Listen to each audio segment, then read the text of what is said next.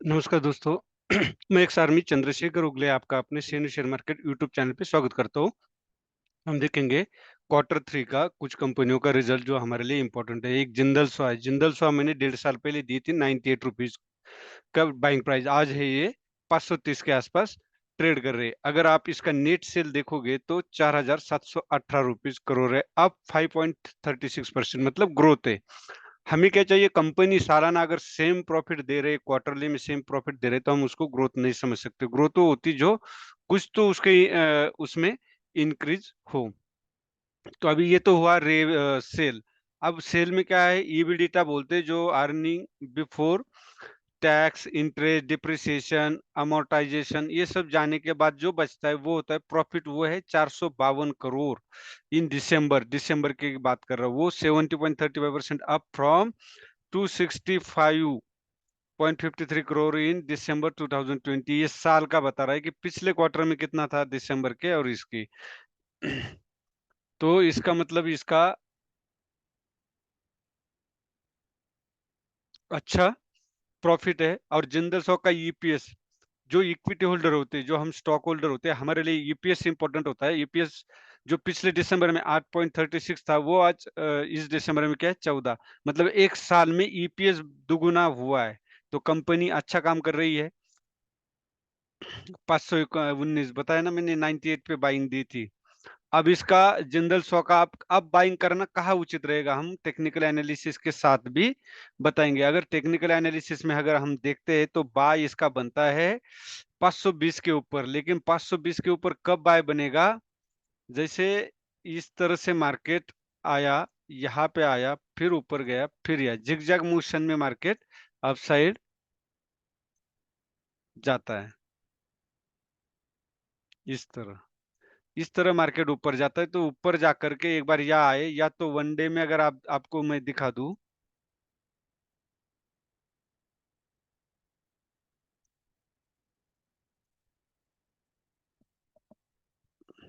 One day में यहाँ पे अगर कुछ कंसोलिडेशन देता है तो आप इसके ऊपर बाय कर सकते हो। और स्टॉप लॉस आपका अगर 480 के आसपास आप लगा सकते हो। ये क्यों बता रहा हूँ, वनडे में। मैं इससे पहले एक डिस्क्लेम देना चाहूंगा कि मैं कोई बाय और सेल रिकमेंडेशन नहीं कर रहा हूँ। मैं जो पढ़ रहा हूँ, मैं खुद इन्वेस्टर हूँ, ट्रेडर भी हूँ, मैं ज्यादा ट्रेड नहीं करता।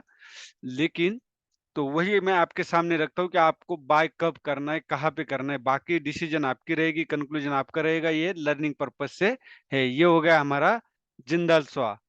अब हम नेक्स्ट देखेंगे आईसीआईसी सिक्योरिटीज। आईसीआईसी सिक्योरिटीज में हमने क्या देखना है, नेट प्रॉफिट। नेट प्रॉफिट अगर आप देखोगे तो मार्च 2023 से फर्स्ट क्वार्टर चालू होती है, तो आपको पता चलेगा लगातार आईसीआईसी सिक्योरिटीज बढ़िया प्रॉफिट दे रहा है। पी रेशियो 17.5 है, तो ये भी ठीक है। ईपीएस 34.4, और इसका प्राइस टू बुक रेशियो 8.7, मतलब 8 गुना हम इसको पे कर रहे हैं। अब बैलेंस शीट में आप देख सकते हो।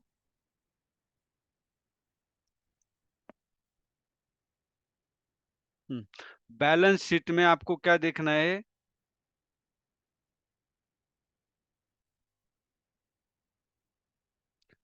फिक्स एसेट एनुअल 289, और नॉन करंट एसेट 538, और टोटल करंट एसेट कितना, 14,998, और total asset annual 15,536।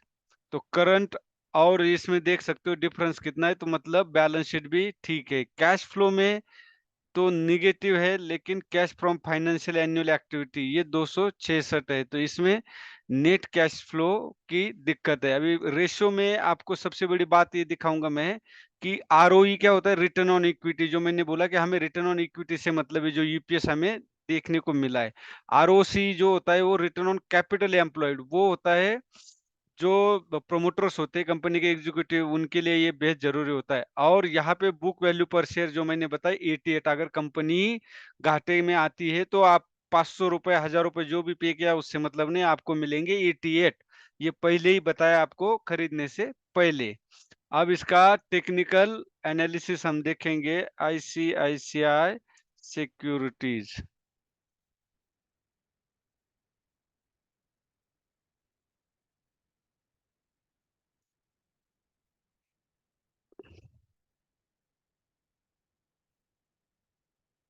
ICICI securities का अगर आप देखोगे तो आपका बाइंग 611 के आसपास बनता है। अगर यहाँ पे नहीं मिलता तो आपको वेट करना चाहिए, क्योंकि अब ये लाइफ टाइम हाई के आसपास आ चुका है। अगर आप 600 यहाँ पे बाय करते हो तो भी आपका स्टॉप लॉस 611 ही रहेगा। तो 150 पॉइंट के आसपास आपका स्टॉप लॉस होगा और ऊपर टारगेट भी उतना ही होगा, उससे कम ही है टारगेट। तो ये बिल्कुल अभी इस कंडीशन में खरीदना ठीक नहीं। फंडामेंटली भले स्ट्रांग हो, लेकिन टेक्निकली उसकी बाइंग लेवल है जिसको हम डिमांड बोल सकते हो, वो है 611 से 570 के आसपास। ये हो गया आईसीआईसी सिक्योरिटीज का। अब हम देखेंगे नेक्स्ट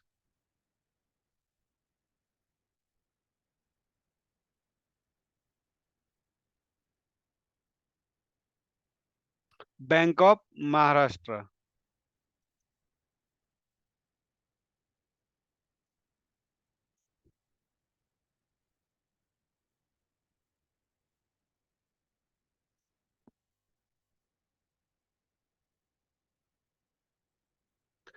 बैंक ऑफ महाराष्ट्र का अगर हम देखेंगे तो नेट प्रॉफिट इसका भी बड़ा है।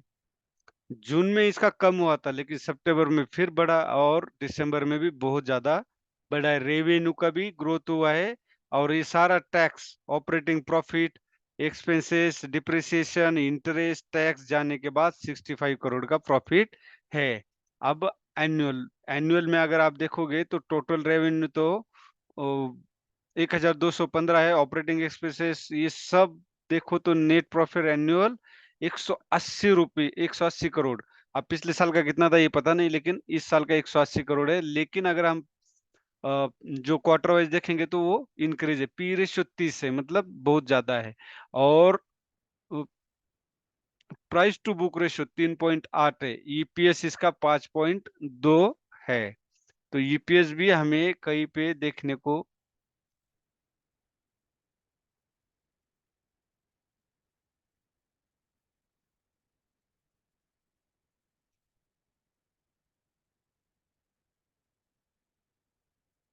अब हम रेशियो में चलते हैं।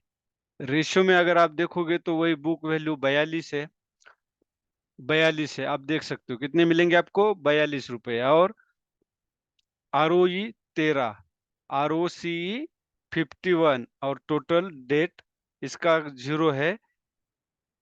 एनुअल मार्जिन अगर आप देखोगे तो 66 है। तो आरओई का आपको पता चला। इसको जो स्टॉक होल्डर है उनको मतलब है, आरओसी से प्रमोटर और कंपनी के लोगों को, जो एग्जीक्यूटिव लेवल के लोग होते हैं उनको उससे मतलब है। महाराष्ट्र बैंक का अगर हम टेक्निकल चार्ट देखें तो सेम इसमें भी अगर आपको बाय करना है तो 43 के आसपास बाय कीजिए।